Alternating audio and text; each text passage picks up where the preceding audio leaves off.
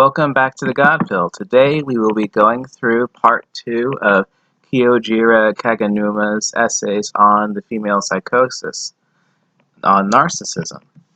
There is a difference between narcissism and egocentrism. Egocentrism is a cognitive error, while narcissism is an emotional one. It is crucial that we recognize this distinction because both of them are similar. But at the same time, narcissism is more complex because it is the natural progression of egocentrism. We've learned from part 1 of this series that egocentrism can manifest in adolescence in 3 ways: imaginary audience, personal fable, and apparent hypocrisy. When a teenager feels that everyone is constantly observing and judging her, imaginary audience, and then believes that she is special because she thinks everyone is interested in her, personal fable, then she believes that she is indeed special and should be given preferential treatment, apparent hypocrisy. Using this example, we can see how adolescent egocentrism would evolve into narcissism, which can then be termed as self-aggrandizement. I want it all and I want it now. The core of the narcissist's drive is the emotion of shame. Unlike guilt, shame is the most unbearable emotion to narcissists because it is a pervasive personal flaw and not a misdeed. It is so unbearable to them that they create means to not experience it at all, and in the process they are hypersensitive to shame. If they ever experience even the slightest humiliation, they will go into a disproportional frenzied reaction. Narcissism developed from being unable to confront and cope with shame constructively, Nathanson, 1987. To the narcissist, it is never their fault because admitting fault means being ashamed, and they cannot handle it. To avoid feeling defective and insignificant, the narcissist develops 7 traits that are common among them, which are shamelessness, magical thinking, entitlement, envy, arrogance, bad boundaries, and exploitation. Hodgkins, 2003. Shamelessness is a typical trait and manifests as being unconscientious, amoral, and self-denial, constant blaming, and furious outbursts. They appear cold, but they have no self-control and erupt by the smallest of affronts. Below is an example in Malaysia where 2 girls went berserk just because they could not get the beer they wanted.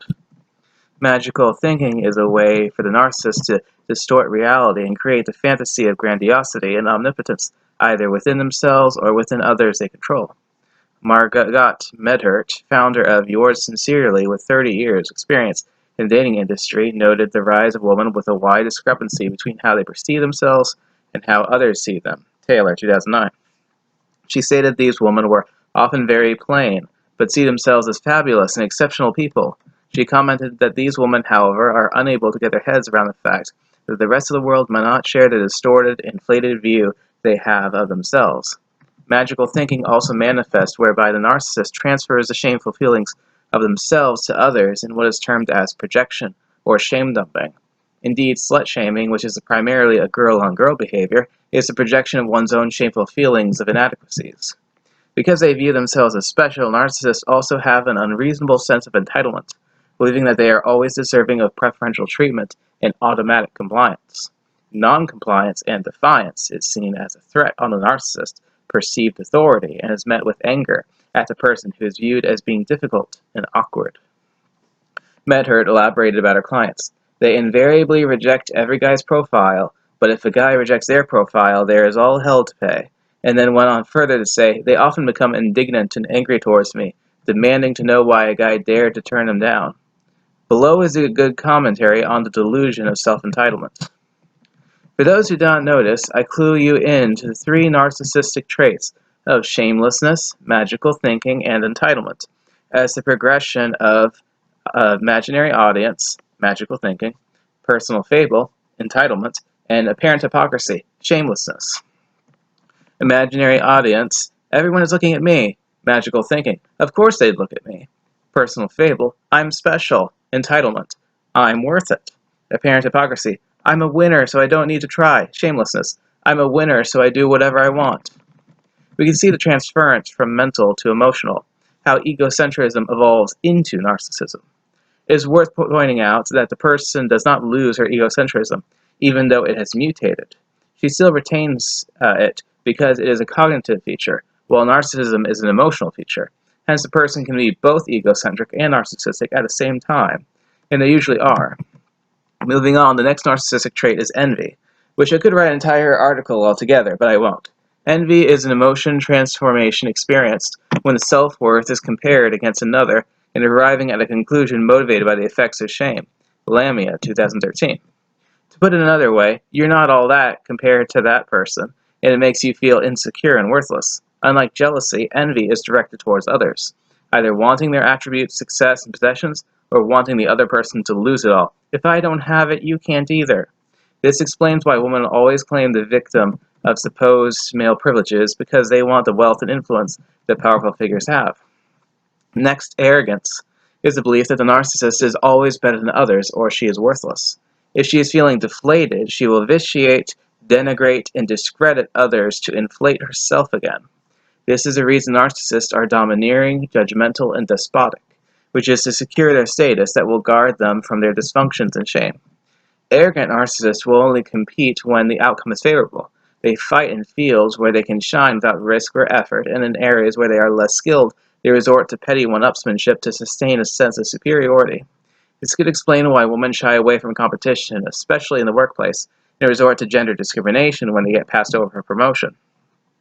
Narcissists are also bad with boundaries, in the sense that they do not recognize personal space and often intrude upon them. Anita Sarkeesian's war against the male spaces of the gaming industry is a good example of this. To the narcissist, you exist for them, or you don't at all. Now, shamelessness, entitlement, and magical thinking are traits that the narcissist feels about herself. Arrogance, envy, and boundaries are traits that the narcissist feels and projects onto others. Here's how it looks. Imaginary audience. Everyone is looking at me. Magical thinking. Of course they're looking at me. Envy. They shouldn't be looking at her. She's such a slut. Personal fable. I'm special. Entitlement. I'm worth it. Arrogance. How dare you reject me? Apparent hypocrisy. I'm a winner, so I don't have to try. Shamelessness. I'm a winner, so I do whatever I want.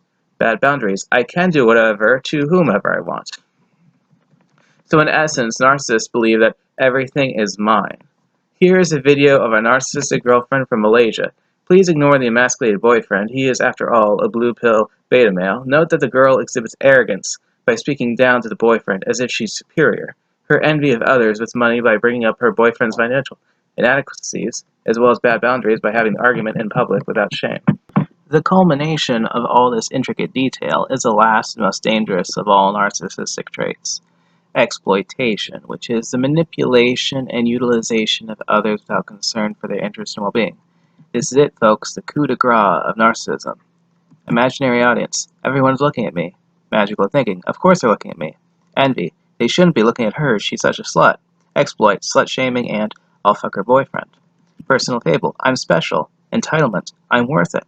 Arrogance. How dare you reject me? Exploit. I'll fuck random men then cry rape in the morning. Apparent hypocrisy. I'm a winner, so I don't have to try.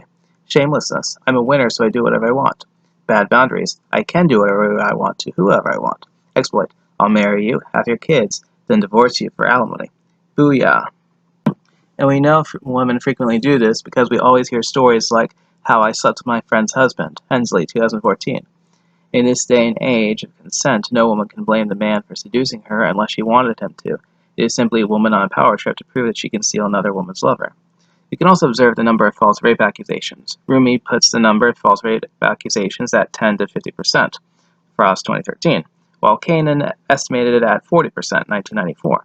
And of course, the most damning statistics of all, and the nail in the coffin, as it were, the Center for Disease Control and Prevention 2013 found that divorce rates in the United States is 50% in 2011, and we know that woman-initiated divorce 68.9% for all cases. Saad, 2013.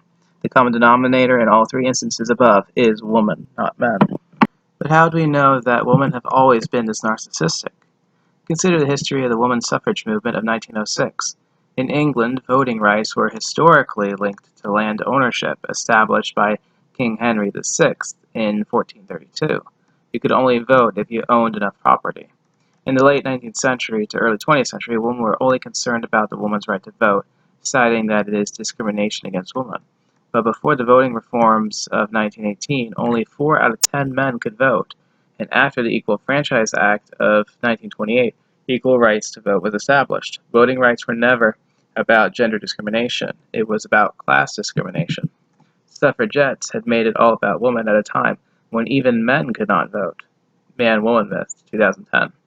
These shameless, entitled, and self-deluded women could only see their own wants, envied only those that had it, and exploited men by claiming male privilege to get it.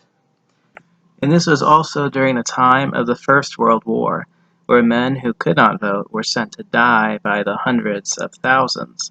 If suffragettes were really concerned with equal rights, why did they not fight for the rights to vote for these men? Instead, feminists such as Emmeline Pankhurst and her daughter Christabel shamed men into going to war by giving them white feathers. Donald, 1998. Feminists did not want equal voting rights for all men and women. Feminists wanted voting rights for only women, and for the men to just die. Feminists embrace narcissism. As Karen Straw in 2013 would say, the idea of male privilege is so fucking bogus. Privileges are entitlements.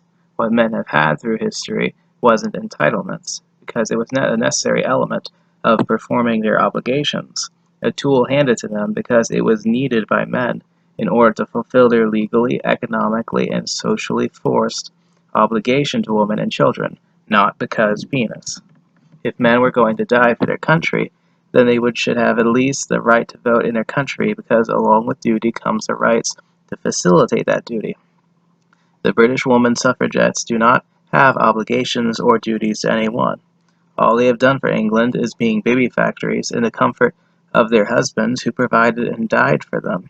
To think that women were oppressed only highlights their apparent grandiose narcissistic fantasy.